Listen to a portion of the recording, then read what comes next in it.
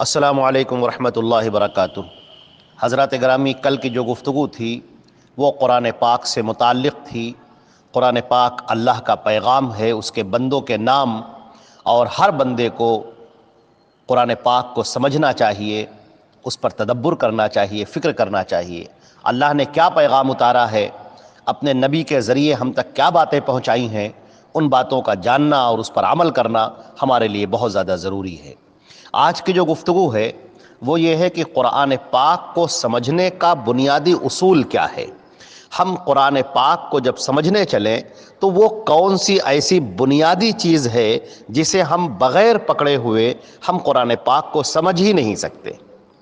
عزیزان گرامی، آپ یاد رکھیں کہ اللہ رب العزت نے یہ قرآن اتارا ہے، اور قرآن اتارا ہے اپنے نبی حضرت محمد مصطفیٰ صلی اللہ علیہ وسلم پر۔ اللہ کے نبی صلی اللہ علیہ وسلم اللہ کے اس قرآن کی، اس کے کلام کی وہ تشریح کرتے ہیں اور وہ اس کو لوگوں کے سامنے پیش کرتے ہیں۔ چنانچہ نبی کریم صلی اللہ علیہ وسلم کے جو پیکر ہے، آپ کی جو ذات ہے، وہ ہمارے لیے قرآن پاک کو سمجھنے کے لیے سب سے زیادہ ضروری ہے۔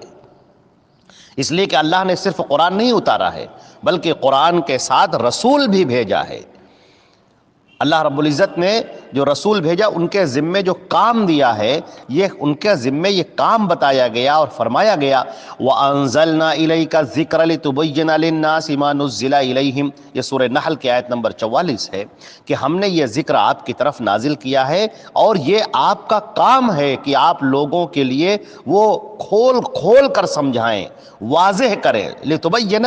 واضح کریں، کھول کھول کر بیان کریں، مَا نُزِّلَ إِلَيْهِمْ جو ان کے اوپر اتارا جا رہا ہے، جو ان کے لیے قرآن نازل کیا جا رہا ہے، اس کو سمجھانا، اس کی وضاحت کرنا، اس کو کھول کھول کر بیان کرنا، اے نبی یہ آپ کا کام ہے۔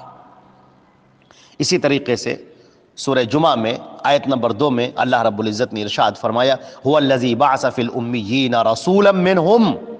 وہ ذات ہے اللہ کی جس نے امیین میں رسول بھیجا انہی میں سے، یتلو علیہم آیاتہ جو ان کو اللہ کی آیات پڑھ کر سناتا ہے، ویزکیہم ان کے دلوں کا تزکیہ کرتا ہے، دلوں کو صاف کرتا ہے، ویعلمہم الکتاب والحکمہ، یہ ہے سب سے اہم بات کہ وہ ان کو کتاب کی اور حکمت کی تعلیم دیتا ہے۔ یعلمہم الکتاب والحکمہ،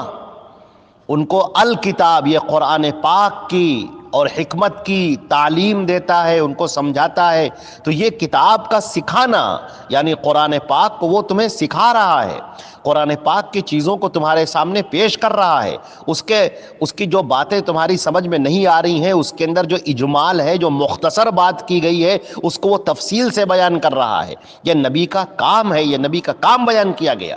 اسی طریقے سے سورہ آل عمران کے آیت نمبر 164 میں 164، اس کے اندر بھی اس بات کا تذکرہ کیا گیا ہے لَقَدْ مَنَّ اللَّهُ عَلَى الْمُؤْمِنِينَ إِذْ بَعَثَ فِيهِمْ رَسُولًا مِّنْ أَنفُسِهِمْ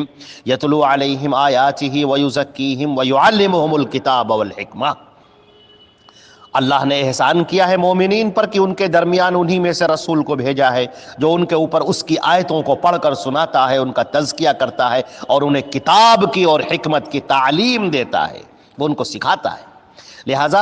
یہ بات یاد رکھیے ہمیشہ سے کہ اس قرآن پاک کو جو سمجھا جائے گا وہ اللہ کے پیارے رسول حضرت محمد مصطفیٰ صلی اللہ علیہ وسلم کی تشریح، ان کی تبیین، ان کی وضاحت کے ساتھ سمجھا جائے گا۔ اللہ کے پیارے رسول صلی اللہ علیہ وسلم نے خود ارشاد فرمایا، سنن ابو داؤد کی روایت ہے کتاب السنہ کی باب لزوم السنہ میں، الا انی اوتیت القرآن ومثلہ معہ، سنو خبردار ہو جاؤ لوگو کہ مجھے قرآن دیا گیا اور اس جیسا اور دیا گیا۔ قرآن کے اندر جو احکامات ہیں اسی طرح وہ مثلہ معہ، اسی طرح سے اور بھی دیا گیا۔ وہ اور کیا ہے؟ وہ حدیثیں ہیں، اللہ کے رسول صلی اللہ علیہ وسلم کے احکامات ہیں۔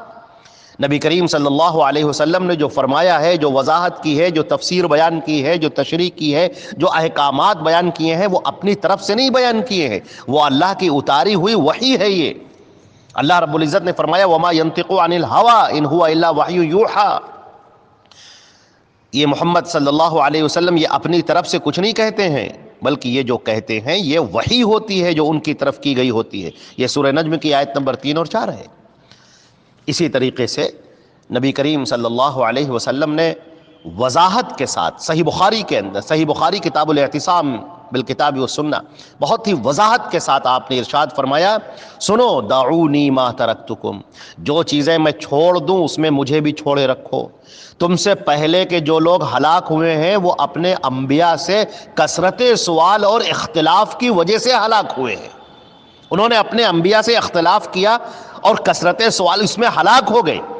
اب آگے ارشاد فرمایا اللہ کے پیارے رسول صلی اللہ علیہ وسلم نے، فَإِذَا نَهَيْتُكُمْ عَنْ شَيْءٍ فَاجْتَنِبُوهُ، جب میں تمہیں کسی بات سے منع کروں تو اس سے ٹھہر جاؤ، وَإِذَا أَمَرْتُكُمْ بِشَيْءٍ فَأْتُوا مِنْهُ مَا اسْتَطَعْتُمْ، اور جب میں تمہیں کسی چیز کے کرنے کا حکم دوں تو جو تم سے ہو سکے، جتنا تم سے ہو سکے اس کو بجا لاؤ، اس کو کرو۔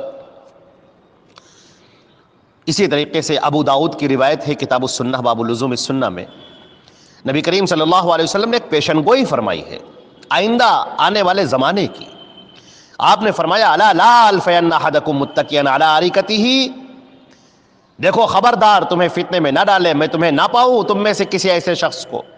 کہ اپنی مسند سے وہ ٹیک لگائے بیٹھا ہو، صوفے سے ٹیک لگائے بیٹھا ہو، یاتیہ الامر من امری، اور اس کے پاس حکم پہنچتا ہے میرا حکم، مما امرت بہ، جو میں نے حکم دیا ہے، او نہیت عنہ، یا جس سے میں نے منع کیا ہے، فیقول، اور وہ یہ کہتا ہے لا ندری، ہم اسے کچھ نہیں جانتے، ما وجدنا فی کتاب اللہ اتبعنا، ہمیں جو اللہ کی کتاب میں ملے گا بس ہم اس کی پیروی کریں گے۔ یہ حدیث،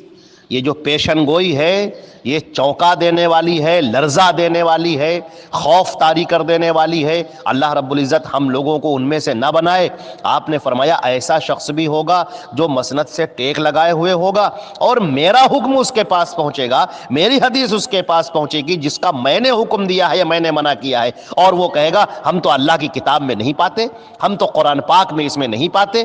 ہمارا جو ہم قرآن پاک میں ملے گا اس پر عمل کریں گے بس۔ یاد رکھیے یہ گمراہی ہے، اللہ کے نبی کو چھوڑ دینا یہ گمراہی ہے۔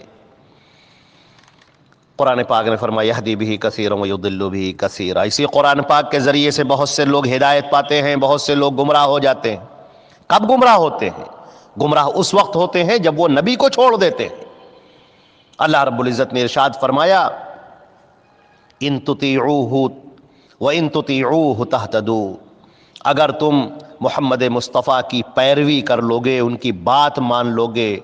تو تم ہدایت پا جاؤ گے۔ تو ہدایت کا جو سرچشمہ ہے وہ اللہ کے پیارے رسول صلی اللہ علیہ وسلم کی ذات ہے۔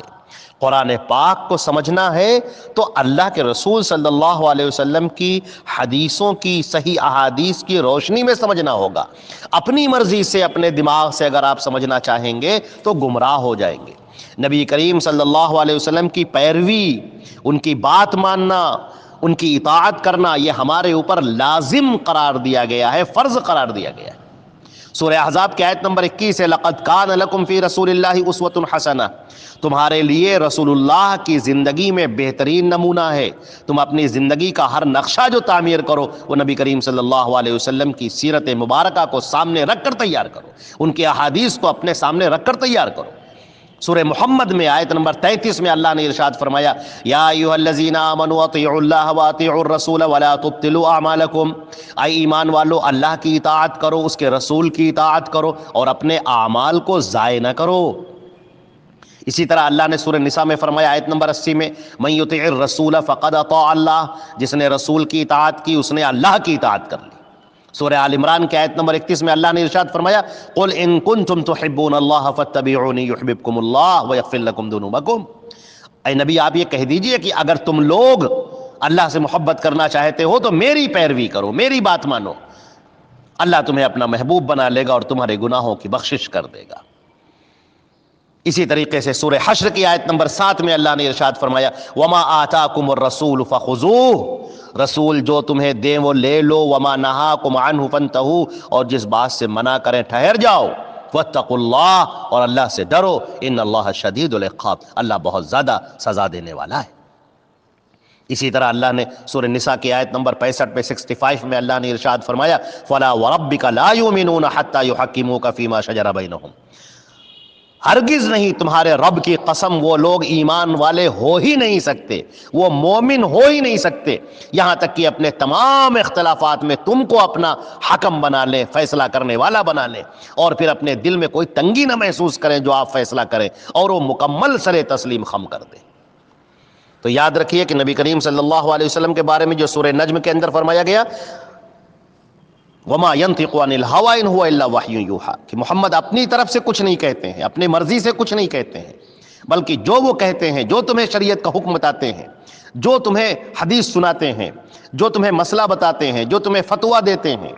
جو تمہاری زندگی کے لیے رہنمائی کرتے ہیں، یہ سب ہماری طرف سے وحی کی ہوئی ہوتی ہے۔ لہٰذا جس نے محمد صلی اللہ علیہ وسلم کی پیروی کی، اس نے اللہ کی پیروی کی، اور اگر ان کو چھوڑ کر کسی نے سمجھنے کی کوشش کی تو وہ گمراہی کے گہرے خندق میں جا گرا۔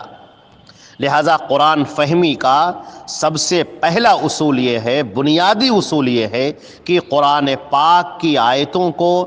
اللہ کے پیارے رسول حضرت محمد مصطفیٰ صلی اللہ علیہ وسلم کی صحیح احادیث کی روشنی میں سمجھا جائے۔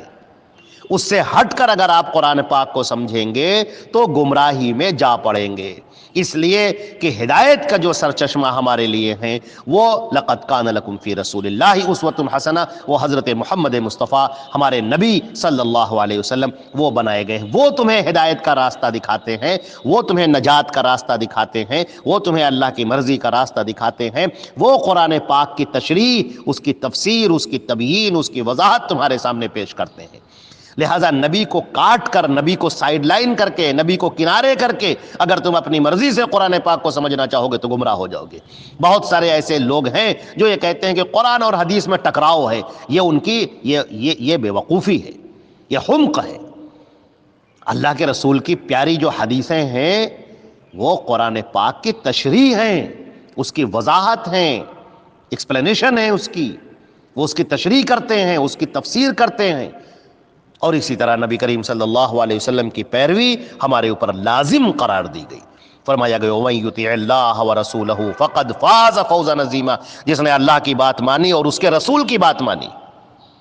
تو وہ بہت بڑی کامیابی سے ہمکنار ہو گیا۔ تو اللہ رب العزت ہم کو اور آپ کو قرآن پاک کو احادیث صحیحہ کی روشنی میں سمجھنے والا بنائے، اور اس بنیادی اصول کو ہمیشہ اپنے ذہن کے اندر آپ ذہن نشین کر لیجئے اور اس کو اچھی طرح سے بٹھا لیجئے۔ والسلام علیکم ورحمۃ اللہ وبرکاتہ۔